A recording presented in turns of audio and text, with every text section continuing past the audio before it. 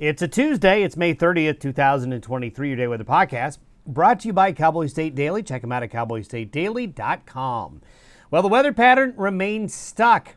We call this persistence weather forecasting, where basically the next day's weather should be very similar to what just occurred. And that's basically where we've been here for several days in a row, and will be for this week and into the upcoming weekend. So if you're a sky watcher, whether it's thunderstorms or like this nice sunset photo here from Wheatland, you're going to have a lot to look at across the western high plains and Rockies, as we're going to continue to have a repeating pattern of afternoon and evening thunderstorms.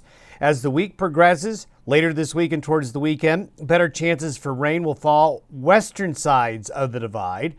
It's been a real eastern side of the divide kind of event here lately, and that'll continue, but western slope gets a little bit of moisture. Now, occasionally, as we have seen, some thunderstorms are going to get strong to severe east of the divide.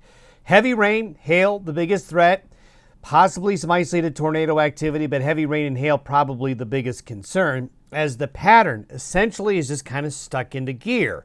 This is going to keep temperatures hovering close to average values. Nobody really cool, nobody really warm, kind of that Goldilocks zone with temperatures and conditions. Beautiful shot there of some shower activity near sunset from Pinedale. Thanks, Dave, for sending that in. And there's just been a lot to watch in the afternoon and evening hours if you're a cloud watcher, and that'll continue. You have the mornings that are nice and generally clear. Then the heat of the day warms up the moisture. You get an upslope pattern pushing up against the higher terrain, and you get these clouds and these awesome cloud formations that build. And you just got a lot to look at up there. Big thunderheads, towering cumulonimbus clouds like this one north of Rosette yesterday afternoon, and some of these turning into strong to severe thunderstorms. And expect basically more of the same. So make sure you look up and observe the clouds over the next several afternoon and evenings. You're going to see a lot. And this is one reason. The water vapor loop looks almost identical to what I showed you yesterday. We've got a low, upper low stuck over central California. The gray shading here shows a high water content in the atmosphere. The orange areas here is where the air is really dry, and you're just not going to get much activity. And there's nothing to sweep this out. There's nothing to really move the atmosphere around enough to bring that drier air in yet. Eventually it will, and we'll see this pattern end, but for another 7 days, maybe a bit longer than that, this pattern is going to be stuck in gear with that low over California, helping to draw moisture up from the south, and also just high humidity air just sitting across the plains underneath this high pressure ridge. So we're just going to continue to see this pattern. This is by Friday. We have a reestablishment of the high over Wisconsin.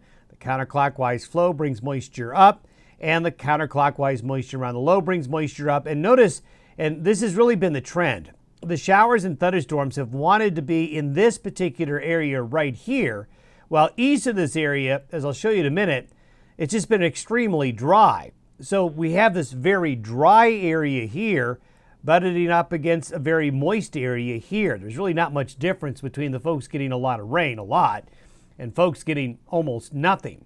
But as the week progresses, and as we go towards the weekend, we do expect maybe an eastward expansion of this better moisture.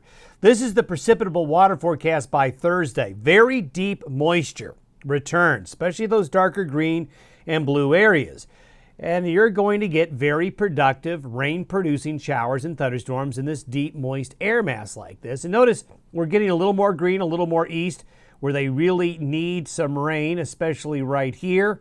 As we go through the end of the week and the weekend, this is by Sunday, that deep moisture is still in place. So keep your rain gauge handy. There's going to be more showers and thunderstorms. This is the prediction of where the severe weather is likely going to be today. The yellow area is the higher risk. The darker green, a pretty good chance. Those lighter shaded green areas mean general thunderstorm activity. This is for tomorrow. Very similar situation. It's right up along the Front Range and out on the eastern plains. And then as we get on into Thursday, maybe more down towards the Texas Panhandle. But you can see there's a lot of green from the central United States to the western United States, where general thunderstorm coverage will be quite widespread. And this is through Sunday morning. The chances of shower and thunderstorm activity just about everywhere. And some of that may be getting a little more east where they need it. And you can see that in the precipitation anomaly. So in the last 2 weeks, the brown areas show where below average precipitation has fallen.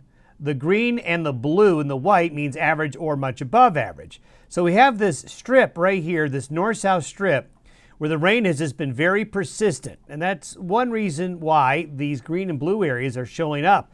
It's just been raining a lot from the eastern slopes of Montana and Wyoming to eastern Colorado, down into eastern New Mexico and Texas and western Kansas, western and southwest Nebraska. But you get east of that line, it's been extremely dry for May. And that's really showing up in Nebraska and western areas of Iowa, northeastern Kansas, and northwestern areas of Missouri, while it's just been downright wet west of that line. And as we go through the next several days, the rich will get richer and the poor will get poorer until that moisture gets a little bit more to the east. And the drought monitor that came out that last Thursday is showing that very dry area there in eastern and parts of central Nebraska, areas of western Kansas, eastern Wyoming, eastern Colorado, this area right here. When the new drought monitor comes up, you're going to see big improvements, and maybe even some of this area is going to go to white. These areas continue to get rained on and showing improvements. So I know some of you are really, really dry, especially across eastern Nebraska, but the general trend for a lot of the nation is for the drought to continue to shrink. It's going to be a slow process here, though, I'm afraid. Got a little bit longer before we can get rid of that. But improvements compared to a year ago are pretty impressive. Have yourself a good Tuesday. We'll see you tomorrow.